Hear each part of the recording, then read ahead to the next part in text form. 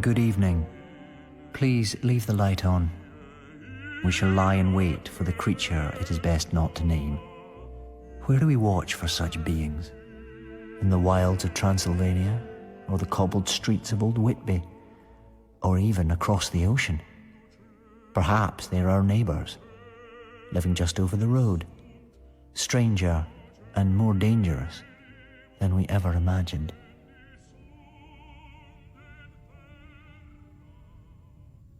There was only one person in the village who had actually known Luella Miller. She had never married and had lived alone for years in a house across the road from Luella Miller's. According to this woman, Luella Miller had been a beauty of a type rather unusual in New England. She had glimmering lengths of straight, fair hair, which she wore softly looped round a long, lovely face. She had blue eyes full of soft pleading, little slender clinging hands, and a wonderful grace of motion and attitude. Luella Miller used to sit in a way nobody else could if they sat up and studied a week of Sundays, said Lydia Anderson, and it was a sight to see her walk. She had a green shot silk she used to wear, too. That was what she came out bride in when she married Erastus Miller. Erastus Miller was good-looking, too. Erastus just about worshipped her. I used to know him pretty well. He lived next door to me, and we went to school together. Folks used to say he was waiting on me, but he wasn't. I never thought he was, except once or twice when he said things that some girls might have suspected meant something. That was before Luella came here. I don't know what made Erastus Miller go into consumption of the blood the year after he was married. Consumption wasn't in his family. He worked terrible hard till the last, trying to save up a little to leave Luella. He fell on the kitchen floor while he was getting breakfast. He always got the breakfast and let Luella lay abed. He did all the sweeping and the washing and the ironing and most of the cooking. She didn't even do her sewing. She said it made her shoulder ache to sew, and poor Erastus's sister Lily used to do all her sewing.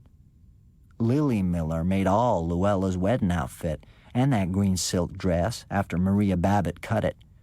Maria, she cut it for nothing, and she did a lot more cutting and fitting for nothing for Luella, too. Lily Miller went to live with Luella after Erastus died. She went to live with Luella right away after the funeral.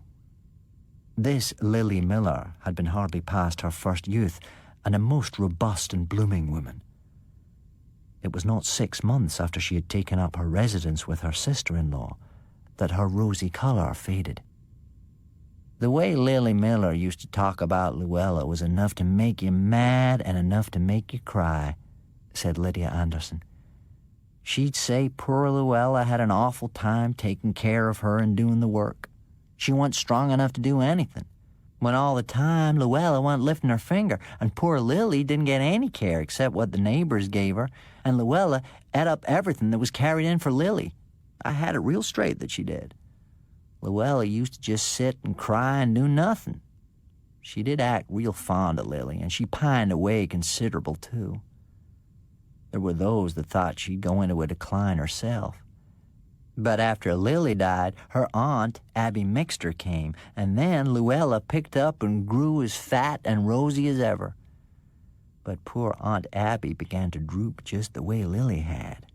And I guess somebody wrote to her married daughter, Mrs. Sam Abbott, who lived in Barr, for she wrote her mother that she must leave right away, but Aunt Abby wouldn't go. Finally she came, and when she saw how bad her mother looked, she broke down and cried and all but went on her knees to have her come away. She spoke her mind out to Luella, too. She told her that she'd thank her to leave her mother alone. Luella went into hysterics, and Aunt Abby was so frightened that she called me after her daughter went. When I got there was Luella laughing and crying all together, and Aunt Abby trying to hush her. "For the land's sakes, Mrs. Mixter," says I, "you look worse than she does. You ain't fit to be up out of your bed." "I'm well enough," says she. "Don't you think she'd better have the doctor, Miss Anderson?" "The doctor," says I think you need him much worse than some folks I could mention. And I looked right straight at Luella Miller, laughing and crying and going on as if she was the center of all creation. All the time she was acting so, seemed as if she was too sick to sense anything. She was keeping a sharp lookout as to how we took it out of the corner of one eye. I see her. You could never cheat me about Luella Miller. I made some good cornmeal gruel, and I fed Aunt Abby a teaspoon every little while all night long. In the morning, I sent for the doctor. When the doctor had gone, Luella came into the room looking like a baby in her ruffled nightgown, and she looked at Aunt Abby in the bed sort of innocent and surprised. "Why," says she, "Aunt Abby ain't got up yet?" "No, she ain't," says I. "I thought I didn't smell the coffee," says Luella. "Coffee," says I. "I guess if you have coffee this morning, you'll make it yourself." "I never made the coffee in all my life," says she, dreadful astonished. I was getting madder and madder. There was something about that little pink and white thing standing there and talking about coffee when she had killed so many better folks than she was. "Is Aunt Abby sick?" says Luella, as if she was sort of aggrieved and injured. "Yes," says I, "she's sick and she's going to die, and then you'll be left alone and you'll have to do for yourself." Well, Luella, she up and had hysterics at that, and I just let her have 'em. The doctor, he came, and Mrs. Sam Abbott, but when she got there, it was too late. Her mother was dead. Aunt Abby's daughter just gave one look at her mother laying there, then she looked at me. "Where is she?" says she, and I knew she meant Luella. "She's out in the kitchen," says I. "She's too nervous to see folks die." The doctor, he speaks up then. He was a young man. "Mrs. Miller is not strong," says he, kind of severe, "and she is quite right in not agitating herself."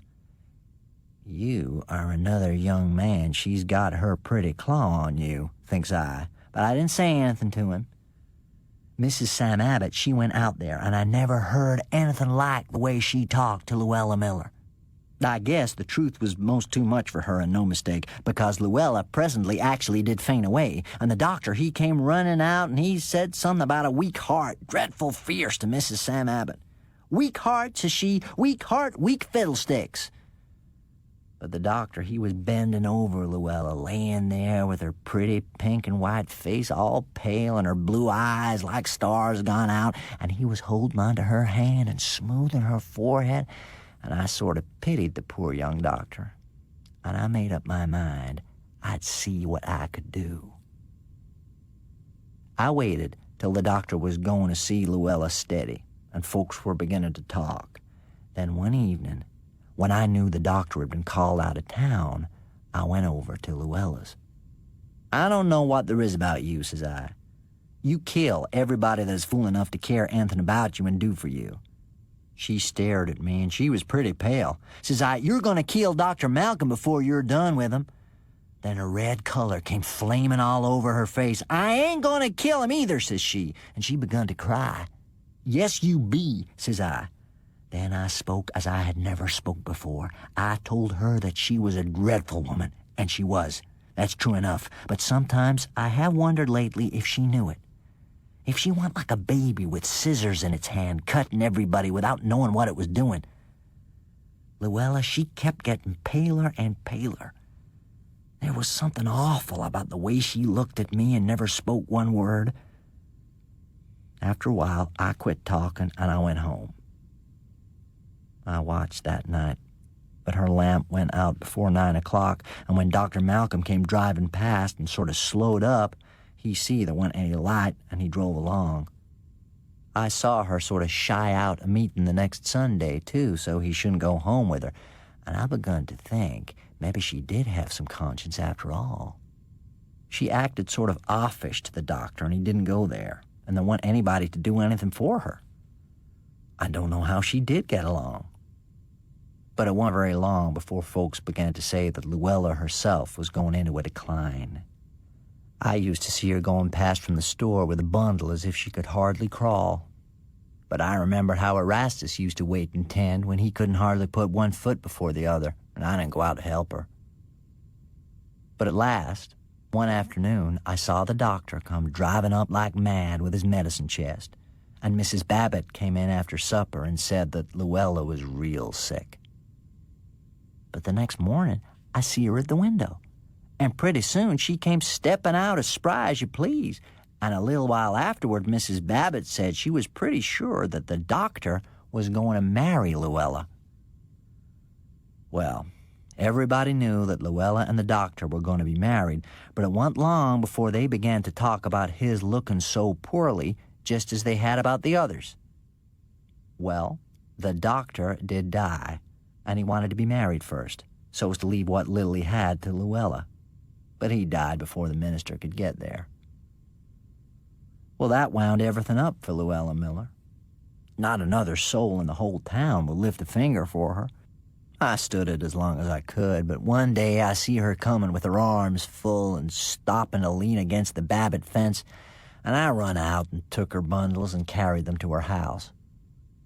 Then I went home and never spoke one word to her, though she called after me dreadful kind of pitiful. Well, that night I was taken sick with a chill, and I was sick as I wanted to be for 2 weeks. Mrs. Babbitt had seen me run out to help Luella, and she came in and told me I was going to die on account of it. I didn't know whether I was or not, but I considered I had done right by Erastus's wife. That last 2 weeks, Luella, she had a dreadful hard time, I guess. She was pretty sick, and as near as I could make out, nobody dared go near her. I don't know if she was really needing anything very much, for there was enough to eat in her house. But I guess she had a hard time, she that had been so petted and done for all her life. When I got so I could go out, I went over there one morning. I got right up, though I hadn't been out of the house for 2 weeks, and I went in there. And Luella, she was laying on the bed, and she was dying. Nobody else dared to go there. It was about midnight that I left her for a minute to run home and get some medicine I'd been taking, for I begun to feel rather bad. It was a full moon that night, and just as I started out of my door to cross the street back to Luella's, I stopped short, for I saw something. I saw what I saw, and I know I saw it, and I will swear on my deathbed that I saw it. I saw Luella Miller and Erastus Miller and Lily and Aunt Abby and the doctor all going out of her door, and all but Luella shone white in the moonlight.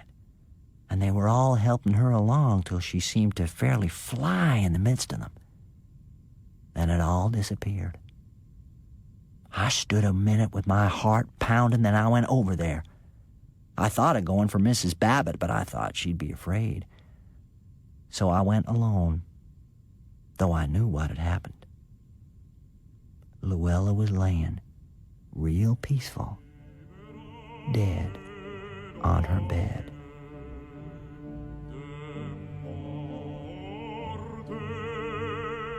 Come back one last time tomorrow, and I will introduce you to Clarimonde.